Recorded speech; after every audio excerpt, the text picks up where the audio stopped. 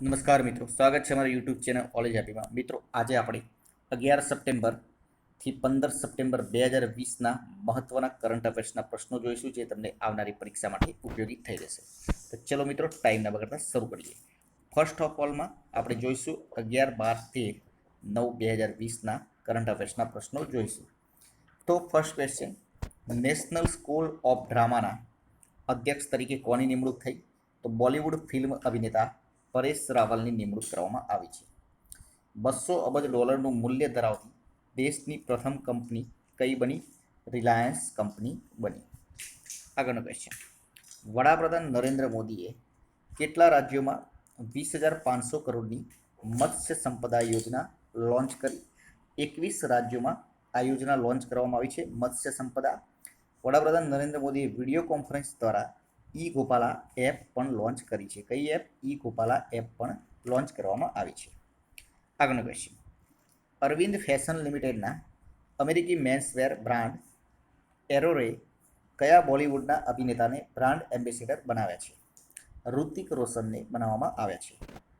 આગળનો ક્વેશ્ચન, અમેરિકાના સ્પેસ ક્રાફ્ટને કઈ મૂળ ભારતીય અવકાશયાત્રીનું નામ અપાયું?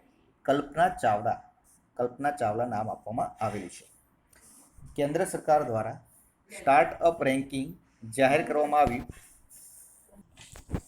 કેન્દ્ર સરકાર દ્વારા સ્ટાર્ટઅપ રેન્કિંગ જાહેર કરવામાં આવી, જેમાં ગુજરાત કેટલામાં સ્થાને છે? પ્રથમ સ્થાને છે. ભારતે તાજેતરમાં કયા દેશ સાથે યુદ્ધની સ્થિતિમાં પરસ્પર લશ્કરી સહાયતા કરવા માટે કરાર કર્યા? જાપાન જોડે કરાર કરવામાં આવ્યા. ગુજરાતમાં હેરિટેજ ટુરિઝમ પોલિસી 2020-25 જાહેર કરવામાં આવી. હેરિટેજ કિલ્લાઓ, મહેલો, મ્યુઝિયમો વિકસાવવા કેટલા રૂપિયા સુધીની સહાય આપવામાં આવશે? 10 કરોડ સુધીની સહાય આપવામાં આવશે. આગળનું જોઈએ, 9 સપ્ટેમ્બર એટલે કે international day to protect education from attack. આગળનું, FSSAIએ સ્કૂલમાં જંક ફૂડના વિજ્ઞાપનો પર પ્રતિબંધ મૂક્યો છે. FSSAIનું ફૂલ ફોર્મ શું છે? Food and safety standards of India. કયા શહેરના એરપોર્ટ પર QR કોડ આધારિત ચેક ઇન સિસ્ટમ શરૂ કરવામાં આવી? મુંબઈ એરપોર્ટ ઉપર. અફઘાનિસ્તાન ક્રિકેટ બોર્ડે કયા ક્રિકેટર પર 5 વર્ષ માટે પ્રતિબંધ કર્યો? નૂર મોહમ્મદ ઉપર. ભારત સરકાર કઈ બેંક પાસેથી $50 કરોડની લોન લેશે? એશિયન ડેવલપમેન્ટ બેંક ADB જોડેથી 50 કરોડની લોન લેશે. ઇન્દિરા ગાંધી શાંતિ પુરસ્કારથી કોને સન્માનિત કરવામાં આવ્યા? Sir David Attenborough. કઈ બેંકને વિશ્વની સર્વશ્રેષ્ઠ બેંક જાહેર કરવામાં આવી છે? તો ડેવલપમેન્ટ બેંક ઓફ સિંગાપોર DBSને. DBSનું હેડક્વાર્ટર છે મરીના. કયું રાજ્ય વર્લ્ડ બેંક પાસેથી $8.2 કરોડની લોન મેળવશે? Himachal Pradesh. Caribbean premier league CPLમાં કઈ ટીમ ચેમ્પિયન બની? ટ્રિનબાગો નાઇટ રાઇડર્સ ચોથી વખત ચેમ્પિયન બની. આગળનો ક્વેશ્ચન, વૈશ્વિક આર્થિક સ્વતંત્રતા રેન્કિંગમાં 162 દેશોમાં ભારત કેટલામાં સ્થાન પર છે? 105માં સ્થાન ઉપર છે અને 2018માં 79માં સ્થાન પર હતું. તાજેતરમાં કયા રાજ્યમાંથી 1.3 કરોડ વર્ષ જૂના વાનરના અવશેષ મળ્યા? ઉત્તરાખંડમાંથી. IPL લીગમાં રમનાર પ્રથમ અમેરિકન ખેલાડી કોણ બનશે? અલી ખાન. કોલકાતા નાઇટ રાઇડર્સ તરફથી રમશે. હવે જોઈશું 14/9/2020ના કરંટ અફેર્સના પ્રશ્નો. દુનિયાનો સૌથી ઊંચો મોટરેબલ રોડ માણા પાસ કયા રાજ્યમાં તૈયાર થઈ ગયો? ઉત્તરાખંડમાં. 18,192 ફૂટની ઊંચાઈ પર છે અને આ પહેલો રોડ જે ઉપરથી નીચે સુધી બનાવાયો છે. અને આ મિત્રો, બીજી એક માહિતી, આની PDF તમને કાલે ટેલિગ્રામ ચેનલ ઉપર મળી જશે. ટેલિગ્રામ ચેનલમાં ના જોડાયા હોય તો ડિસ્ક્રિપ્શનમાં તેની લિંક આપેલી છે, ટેલિગ્રામ ચેનલમાં જોડાઈ જજો. રાજ્ય સરકાર દ્વારા જાહેર કરાયેલી કઈ યોજના હેઠળ દરેક મહિલા જૂથને ₹1 લાખ સુધીની લોન વગર વ્યાજ ઉપરાંત સ્ટેમ્પ ડ્યુટીના ખર્ચ વગર અપાશે? મુખ્યમંત્રી મહિલા ઉત્કર્ષ યોજના હેઠળ ₹1,000 કરોડ સુધીનું ધિરાણ મહિલા જૂથોને આપવા આયોજન છે. ગ્રામીણ વિસ્તારોના 50,000, શહેરી વિસ્તારોના 50,000 એમ 1 લાખ મહિલા જૂથ દીઠ 10 લાખ મહિલાઓને આ યોજનાનો લાભ મળશે. યોજના માટે ₹1.75 કરોડનું બજેટ ફાળવાયું છે.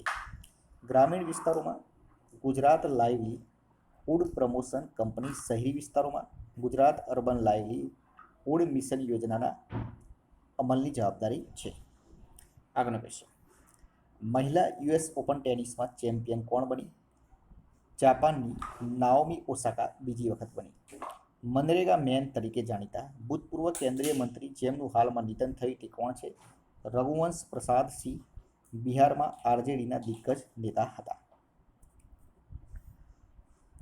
મનમોહન સિંહની સરકારમાં જેમના નેતૃત્વ હેઠળ મહત્વાકાંક્ષી મનરેગા યોજના શરૂ કરવામાં આવી હતી અને 1977માં તેઓ પહેલીવાર ધારાસભ્ય બન્યા હતા.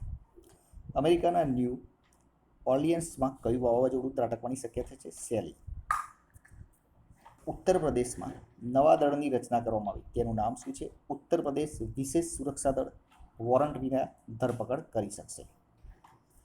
વડાપ્રધાન નરેન્દ્ર મોદીએ કયા રાજ્યમાં પેટ્રોલિયમ સેક્ટરના ₹901 કરોડના 3 પ્રોજેક્ટ્સનું ઉદ્ઘાટન કર્યું? બિહારમાં. આગળના ક્વેશ્ચન 15/9/2020ના questions. Audit bureau of circulation ABCના અધ્યક્ષ તરીકે કોણ ચૂંટાયા? લોકમત મીડિયા ગ્રુપના મેનેજિંગ ડિરેક્ટર દેવેન્દ્ર વિજય તડ્ડાને નિમણૂક કરવામાં આવી છે. જાપાનના નવા વડાપ્રધાન કોણ બનશે? Yoshihide Suga. Drop out ratio અધવચ્ચે ભણવાનું છોડી દેતા માં દેશના મોટા 22 રાજ્યોમાં ગુજરાત કેટલામાં ક્રમે છે? 19મા ક્રમે છે. દેશનો સરેરાશ ડ્રોપ આઉટ રેશિયો 12.6% છે. ગુજરાતનો સરેરાશ ડ્રોપ આઉટ રેશિયો 17.8% છે અને ગુજરાતના ગ્રામીણ વિસ્તારોનો ડ્રોપ આઉટ રેશિયો 20.5%, જ્યારે શહેરી વિસ્તારોનો ડ્રોપ આઉટ રેશિયો 13.8% છે. સૌથી વધુ ડ્રોપ આઉટ રેશિયો પશ્ચિમ બંગાળમાં છે 23.5%. સૌથી ઓછો ડ્રોપ આઉટ રેશિયો ઉત્તરાખંડમાં છે 3.4%. યુએસ ઓપન ટેનિસ પુરુષમાં કોણ વિજેતા બન્યું? ઓસ્ટ્રેલિયાનો ડોમિનિક થિએમ પ્રથમ વખત યુએસ ઓપન જીતી. 71 વર્ષ પછી કોઈ ખેલાડીએ પ્રથમ 2 સેટ હાર્યા બાદ જીત મેળવી છે. તો મિત્રો, આ હતા આપણા આજના ક્વેશ્ચન્સ. વિડીયો પસંદ આવે તો વિડીયોને લાઇક કરી દેજો, શેર કરજો, ચેનલને સબસ્ક્રાઈબ કરવાનું ના ભૂલતા, કારણ કે રોજે રોજ વિડીયો મૂકતા રહીએ છીએ જેથી તમને નોટિફિકેશન મળતી રહે. કાલે ફરીથી નવા વિડીયો સાથે મળીશું. જય હિન્દ, જય ભારત.